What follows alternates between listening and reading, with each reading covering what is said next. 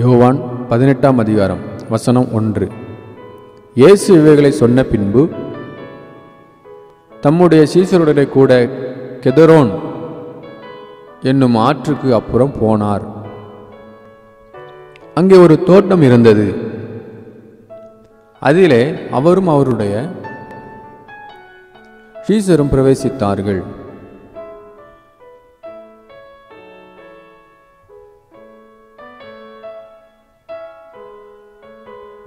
வசனம் 2. இயேசு தம்முடைய சீசருடனே கூட அடிக்கடி அங்கே போயிருந்தபடியினால் அவரை காட்டிக் கொடுக்கிற யூதாசும் அந்த இடத்தை அறிந்திருந்தான். வசனம் 3.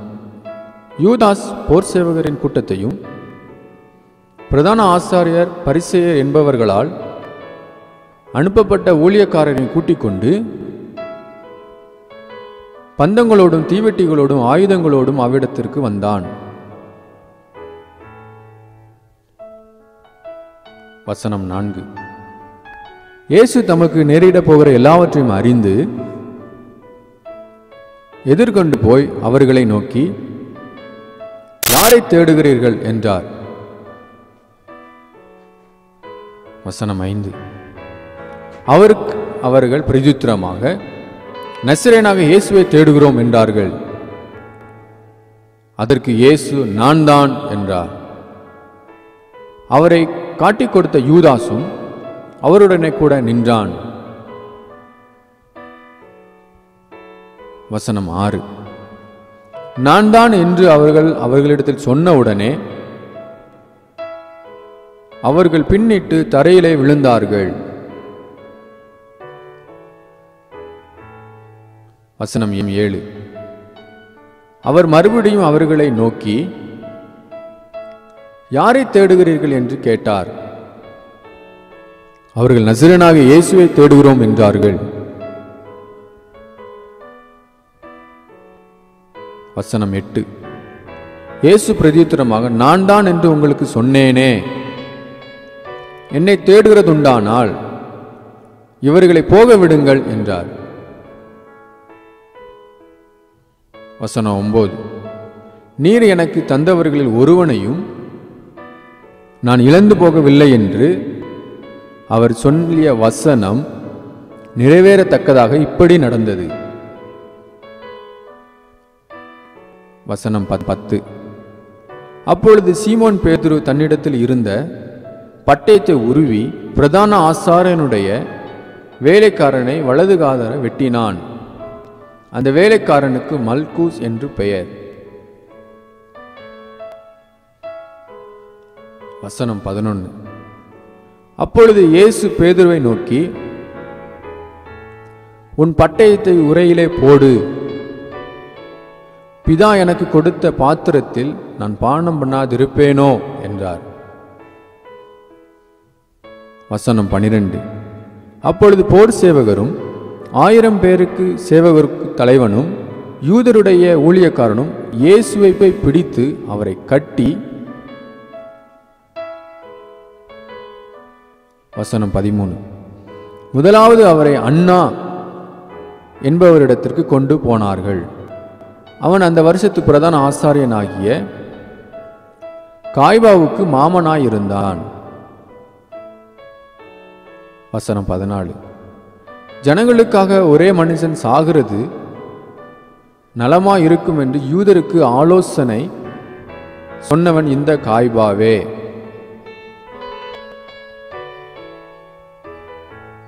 வசனம் 15. சீமோன் பேதுருவும் வேறொரு சீஷனும் இயேசுவுக்கு பின் சென்றார்கள். அந்த சீஷன் பிரதான ஆசாரியனுக்கு அறிமுகமானவனாய் இருந்ததினால் இயேசுவுடனே கூட பிரதான ஆசாரியனுடைய அரண்மனைக்குள் பிரவேசித்தான். வசனம் 16. பேதுரு வாசல் அருகே வெளியே நின்றான். அப்பொழுது பிரதான ஆசாரியனுக்கு அறிமுகமானவனாய் இருந்த மற்ற சீஷன் வெளியே வந்து வாசல் காக்கருடனே பேசி பேதுருவை உள்ளே அழைத்து கொண்டு போனான். வசனம் 17. அப்பொழுது வாசல் காக்கிற வேலைக்காரி பேதுருவை நோக்கி, நீயும் அந்த மனுஷனுடைய சீசரில் ஒருவன் அல்லவா என்றாள். அவன், நான் அல்ல என்றான். வசனம் 18. குளிர்காலமானபடியினாலே ஊழியக்காரரும் சேவகரும் கரி நெருப்பு உண்டாக்கி நின்று குளிர் காய்ந்து கொண்டிருந்தார்கள். அவருடனே கூட பேதுருவும் நின்று குளிர் காய்ந்து கொண்டிருந்தான். வசனம் 19. பிரதான ஆசாரியன் இயேசுவின் இடத்தில் அவருடைய சீசரை குறித்தும் போதகத்தை குறித்தும் விசாரித்தான்.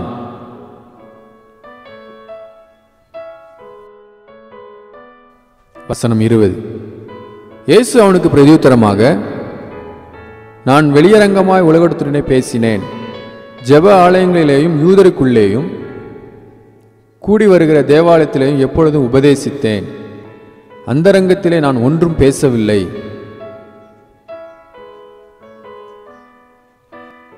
வசனம் 21. நீர் என்னிடத்தில் விசாரிக்க வேண்டியதென்ன? நான் சொன்னவைகளை கேட்டீரிடத்தில் விசாரியும். நான் பேசினவர்களை அவர்கள் அறிந்திருக்கிறார்களே என்றார். வசனம் 22. இப்படி அவர் சொன்ன பொழுது சமீபத்தில் நின்ற சேவகரில் ஒருவன், பிரதான ஆசாரியனுக்கு இப்படியா உத்தரவு சொல்லுகிறது என்று இயேசுவை ஒரு அறை அறைந்தான். வசனம் 23.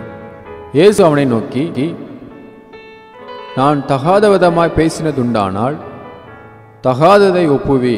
நான் தகுதியாய் பேசினேனே ஆகில் என்னை ஏன் அடிக்கிறாய் என்றார்.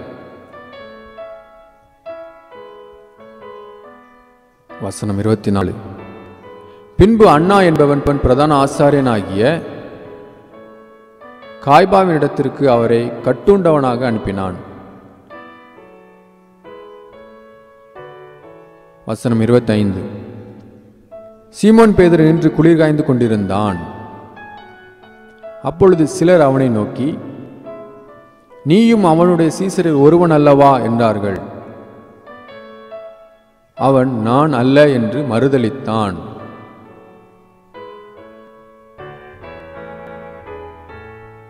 வசனம் 26. பிரதான ஆசாரியனுடைய வேலைக்காரரில் பேதுரு காதர வெட்டினவனுக்கு இனத்தானாகிய ஒருவன் அவனை நோக்கி, நான் உன்னை அவனுடனே கூட தோட்டத்திலே காணவில்லையா என்றான். வசனம் 27. அப்பொழுது பேதுரு மறுபடியும் மறுதலித்தான். உடனே சேவல் கூவிற்று. வசனம் 28. அவர்கள் காய்பாவினிடத்திலிருந்து இயேசுவை தேசாதிபதியாக அரண்மனைக்கு கொண்டு போனார்கள். அப்பொழுது விடியற்காலமாயிருந்தது. தீட்டுப்படாமல் பஸ்காவை புசிக்கத்தக்கதாக அவர்கள் தேசாதிபதியின் அரண்மனைக்குள் பிரவேசியாதிருந்தார்கள்.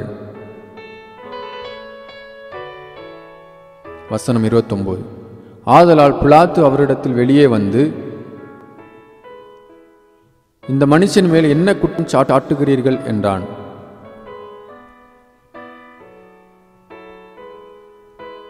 வசனம் 30. அவர்கள் அவனுக்கு பிரதியுத்தரமாக, இவன் குற்றவாளியாய் இராவிட்டால் இவனை உம்மிடத்தில் ஒப்புக் கொடுக்க மாட்டோம் என்றார்கள்.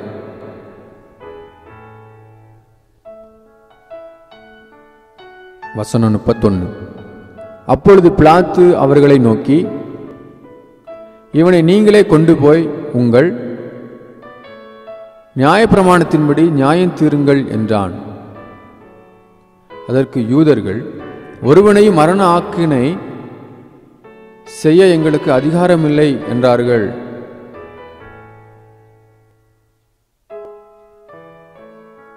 வசனம் 32. தாம் இன்னவிதமாய் மரணமாய் மரிக்கப் போகிறார் என்பதை குறித்து இயேசு குறிப்பாய் சொல்லியிருந்த வார்த்தை நிறைவேறத்தக்கதாக இப்படி சொன்னார்கள்.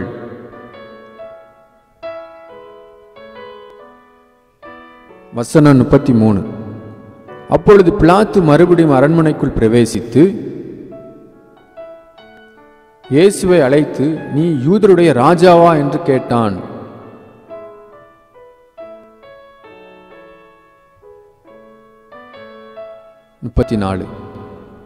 இயேசு அவனுக்கு பிரதியுத்தரமாக, நீரா இப்படி சொல்லுகிறீரோ அல்லது மற்றவர்கள் என்னை குறித்து இப்படி உமக்கு சொன்னார்களோ என்றார்.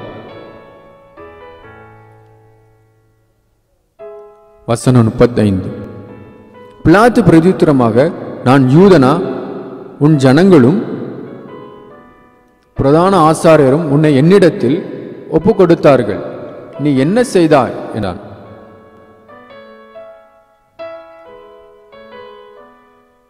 வசனம் 36. இயேசு பிரதியுத்தரமாக, என் ராஜ்யம் இவ்வுலகத்திற்குரியதல்ல. என் ராஜ்யம் இவ்வுலகத்திற்குரியதானால் நான் யூதரிடத்தில் ஒப்பு கொடுக்கப்படாதபடிக்கு என் ஊழியக்காரர் போராடி இருப்பார்களே. இப்படி இருக்க என் ராஜ்யம் இவ்விடத்திற்கு உரியதல்ல என்றார். வசனம் 37. அப்பொழுது பிலாத்து அவரை நோக்கி, அப்படியானால் நீ ராஜாவோ என்றான். இயேசு பிரதித்திரமாக, நீ சொல்லுகிறபடிதான், நான் ராஜாதான்.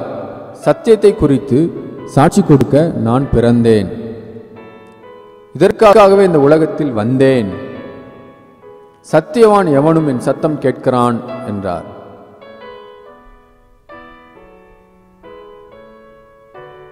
வசனம் 38. அதற்கு பிலாத்து, சத்தியமாவது என்ன என்றான். மறுபடியும் அவன் யூதரிடத்தில் வெளியே வந்து, நான் அவனிடத்தில் ஒரு குற்றமும் காணேன்.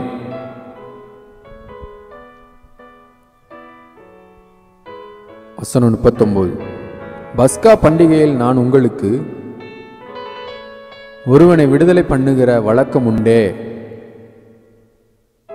ஆகையால் யூதருடைய ராஜாவை நான் உங்களுக்காக விடுதலை பண்ண உங்களுக்கு மனதுண்டா என்றான்.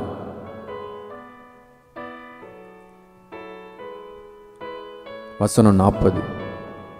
அப்பொழுது அவர்கள் எல்லோரும், இவனை அல்ல, பரபாசை விடுதலை பண்ண வேண்டும் என்று மறுபடியும் சத்தமிட்டார்கள். அந்த பரபாஸ் என்பவன் கள்ளனாயிருந்தான்.